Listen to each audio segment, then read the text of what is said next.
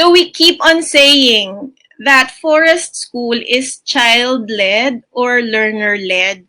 What does that leave us adults? Anong papel natin? Okay, so our role is to allow the learner to understand what he wants. Ano ba gusto mo, anak? And to help them, realize that, hey, you are capable today and you are capable of becoming whatever it is you want tomorrow.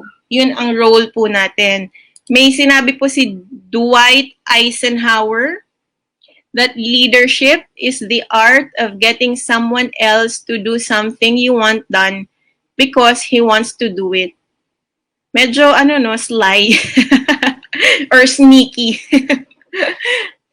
Tayo yung leader dyan bilang magulang at educator. So we want our child to go for that something that they want. Ang goal natin is how do we facilitate that? Okay?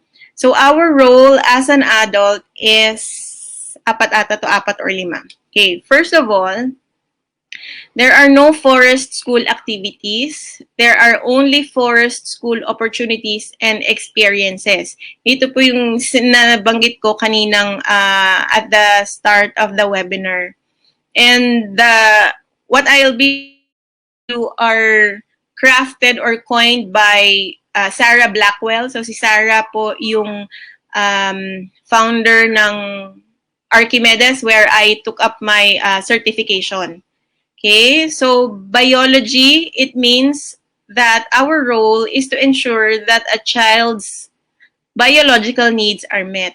So pag mag-attend sila ng session, they have already eaten, they are hydrated, or may baon na tubig, they have access to the toilet, they are clothed properly, or may baon na extra clothes, and that they are well rested.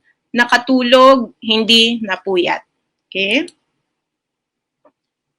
What else? Our role is to set boundaries to ensure that the children feel safe physically and emotionally. So we establish routines when we go to the sessions, and we have rules na yung mga bata rin yung magde-define that every kid should know about.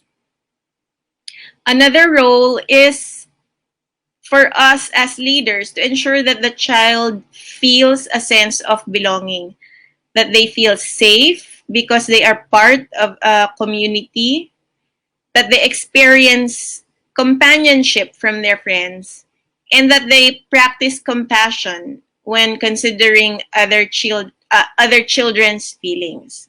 So we have to protect that. What else? A forest school leader's role is to build a child's emotional wealth. So yung sense of self niya comes from the knowledge that he is accepted and that he is good enough. So this is achieved through reflection and understanding kung ano ba yung naiisip niya, nararamdaman niya, and yung mga ginagawa niya. What else? Our role is to create a positive learning experience for the child. So itong experience na naranasan ng bata sa forest school, it will form memories sa kanyang sa kanyang paglaki. And these memories, will turn into values, and these values will be something that he believes in.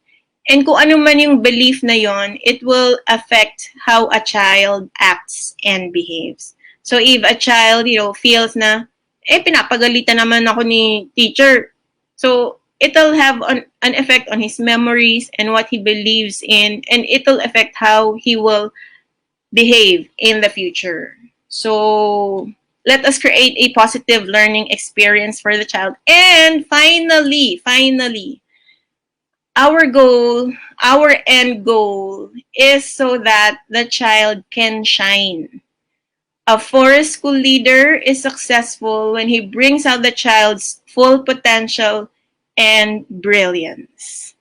And with that, I thank you. Meanwhile, sa dami ng mga binanggit ko dyan kanina, if there's one thing that you have to remember in all of this, kasi ang dami, di ba? Siguro makalimutan niyo yung iba dyan. It's just this. Hands behind back, lips sealed.